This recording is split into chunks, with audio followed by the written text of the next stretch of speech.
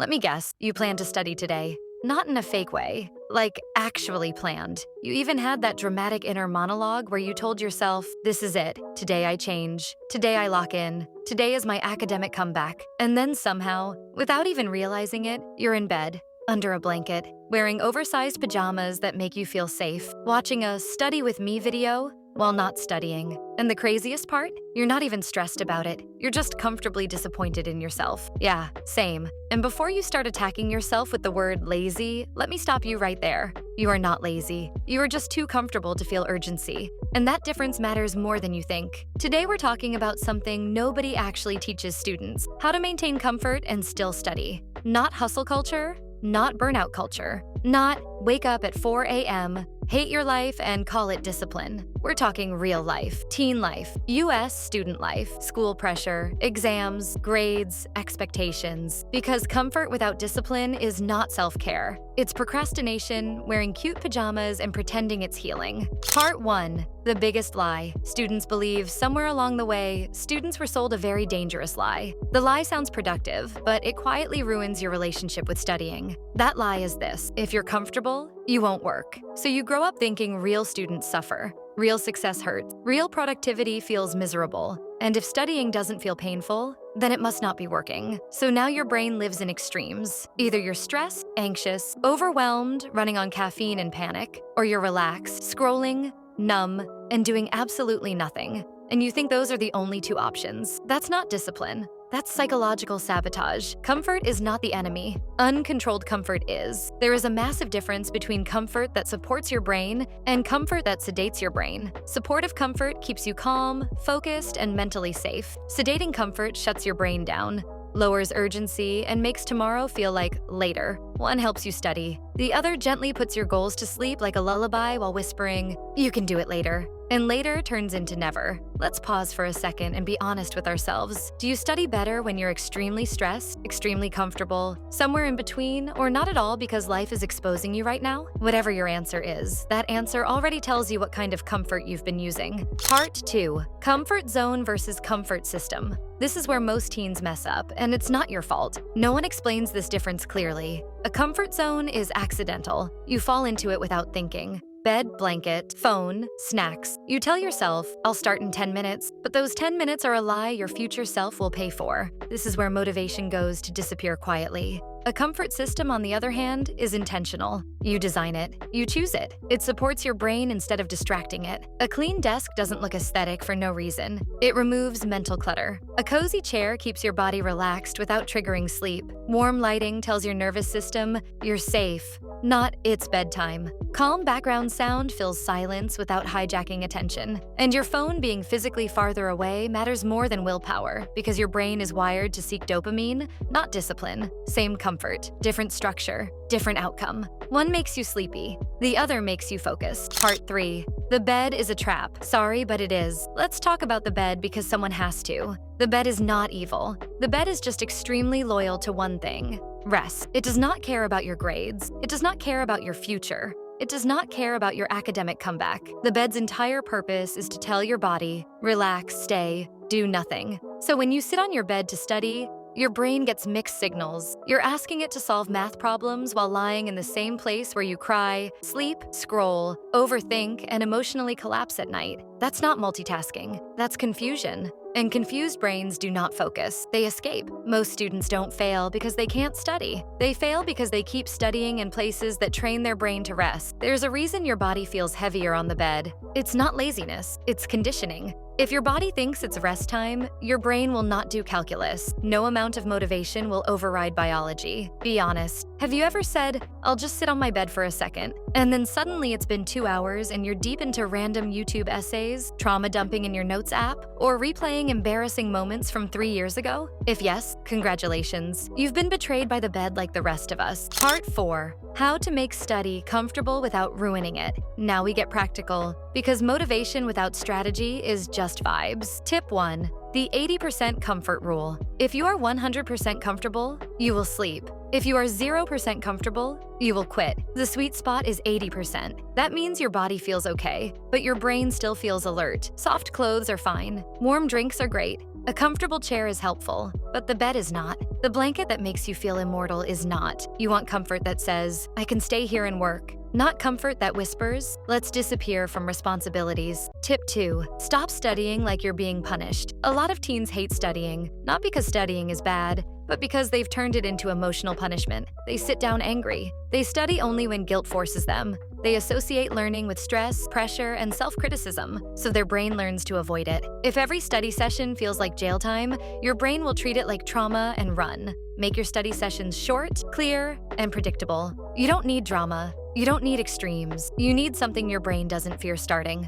Part 5. Short study sessions that actually work. Here's something schools don't explain clearly. Attention is a limited resource. Teens especially have shorter focus windows. That's not an insult. That's neuroscience. When you force yourself into 5-hour study sessions, your brain gets overwhelmed and shuts down. That's why you procrastinate. That's why you feel lazy. It's not laziness, it's overload. The most effective students don't study longer. They study smarter. 30 minutes of real focus beats 3 hours of fake sitting. Use focused blocks. Study for 25 to 40 minutes. Take a short break. Reset. Repeat. This works because your brain knows there's an end. And when the brain sees an end, it stops panicking and starts working. Ask yourself honestly, how long do you actually study before getting distracted? Not how long you sit, not how long the book is open. How long your brain is present. That number matters more than motivation ever will. Part 6. Your phone is not the problem. Let's stop lying to ourselves. Your phone is not evil. Your lack of boundaries is. Saying, I'll just check one notification is the biggest scam we run on ourselves. That's like saying, I'll just eat one chip. You know how that ends. Real discipline is not about strength. It's about environment. Put your phone in another room, face it down, turn off notifications, use app limits if you're serious. Comfort does not mean constant dopamine. Your brain needs silence to think, and silence feels uncomfortable at first because you're addicted to stimulation. That discomfort is not danger. It's growth. Part 7. Comfort study. Snacks. Food matters more than students admit. If you're hungry, your brain will think about food. If you overload on sugar, your brain will crash. Simple fuel works best. Fruits, nuts, yogurt, toast, warm tea. These stabilize energy without distraction. Heavy meals make you sleepy. Snack spirals destroy focus. Feed your brain. Don't sedate it. Part 8. The emotional truth. Now let's talk about the part nobody wants to admit. Some of you don't avoid studying because you're lazy. You avoid it because you're scared. Scared of failing. Scared of trying and still not being enough. Scared of confirming the fear that maybe you're behind. So comfort becomes your escape. Bed, phone, distraction. They protect you from feeling disappointment. But here's the truth. Comfort feels good now. Regret hurts later.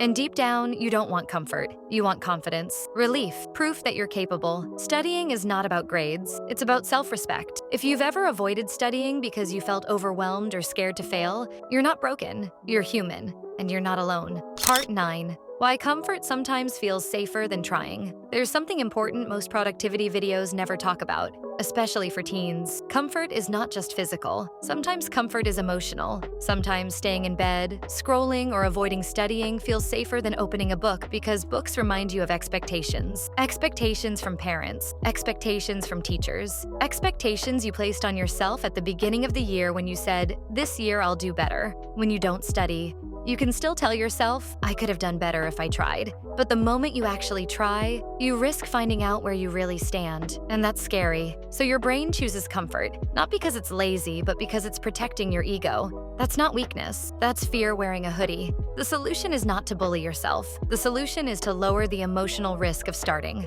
Make studying feel safe again. That's why short sessions work. That's why comfortable setups matter. That's why gentle routines beat extreme ones. When your brain feels emotionally safe, it stops running away. Part 10. How to create a comfortable study. Start ritual. Most teens fail at studying not during the session, but at the start. Starting feels heavy. Starting feels overwhelming. Starting feels like commitment. So you need a start ritual, not motivation. A start ritual is a small, repeatable action that tells your brain, we're beginning now, and it's not dangerous. This could be making a warm drink, opening the same notebook, sitting in the same chair, turning on the same lamp, playing the same low-volume background sound. When you repeat the same start ritual daily, your brain associates it with focus, not fear. Over time, starting becomes automatic. And when starting becomes automatic, procrastination loses power. Part 11. Why aesthetic routines fail most students. Let's be honest, aesthetic study routines look good, but most of them are not built for real teens. They are built for content. They require perfect lighting, long hours, unrealistic consistency, and emotional energy you don't always have. Real students have bad days. Real students get tired. Real students have mental health dips. When you try to copy aesthetic routines without adjusting them, you feel like a failure when you can't keep up, and then you quit. The problem is not you. The problem is the routine. Real routines are flexible. They allow low energy days. They allow minimum effort days. They prioritize consistency over perfection. A routine that only works on your best day is not a routine. It's a fantasy. Part 12. Minimum effort days are not failure. This is something every teen needs to hear. On days when your energy is low, your job is not to do everything. Your job is to do something. Minimum effort days might look like reviewing notes instead of learning new material, watching one educational video instead of reading 3 chapters, doing 10 questions instead of 50. These days matter because they protect momentum. When you do nothing, quitting feels easier. When you do something, continuing feels possible. Progress is not built on perfect days. It's built on imperfect ones you didn't give up on.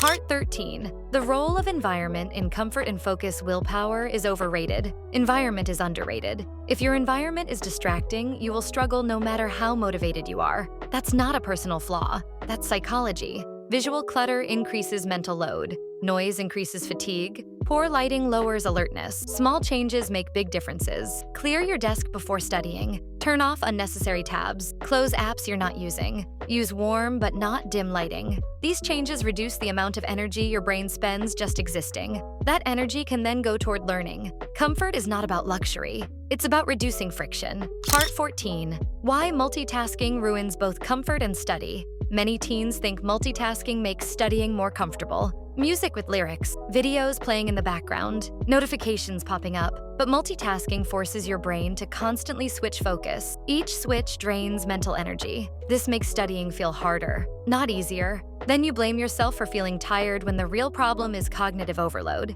If you want comfort and focus, simplify. One main task. One supportive background element max. That's it. Less stimulation equals more mental calm. Part 15. Emotional burnout and why rest is not the same as escape. There's an important difference between rest and escape. Rest restores energy. Escape avoids responsibility. Rest makes you feel better after. Escape makes you feel worse later. If you rest intentionally without guilt, your brain recovers. If you escape through endless scrolling, your brain stays tired and your stress increases. That's why comfort sometimes leaves you feeling empty afterward. Real comfort should refill you, not drain you. Learn to rest with intention. Set a timer, rest fully, then return. That's balance. Part 16. How to study when you feel behind. Feeling behind is one of the biggest motivation killers. When you feel behind, starting feels pointless, so you avoid it. The key is to stop thinking in terms of catching up and start thinking in terms of moving forward. You don't need to fix everything today. You need to take the next step. Focus on what's directly in front of you.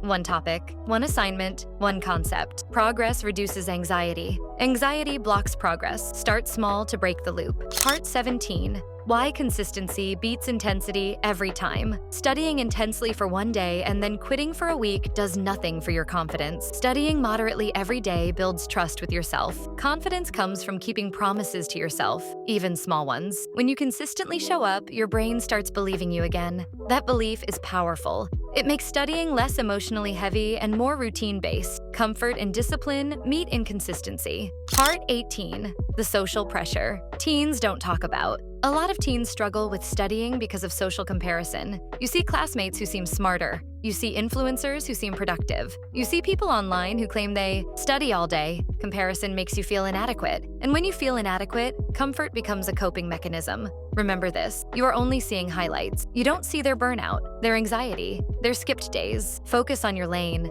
The goal is not to be the best. The goal is to be better than yesterday. Part 19. How to recover after a bad study day. Bad study days happen. You procrastinate. You waste time. You feel disappointed. The worst thing you can do is spiral. The best thing you can do is reset. Bad days do not erase progress. They are part of it. Do one small productive action before the day ends. Review notes for 5 minutes. Organize your desk. Restore self-respect. Ending the day with one win protects tomorrow. Part 20. Redefining discipline for teens. Discipline is not punishment. Discipline is self-support. Real discipline sounds like, I'll make this easier for future me. It's choosing systems over guilt, structure over chaos, environment over willpower. Discipline that feels abusive does not last. Discipline that feels supportive does. Part 21. Why you don't need motivation to start motivation is unreliable. It comes and goes. Action creates motivation, not the other way around. Starting creates clarity. Clarity creates confidence. Waiting to feel motivated keeps you stuck.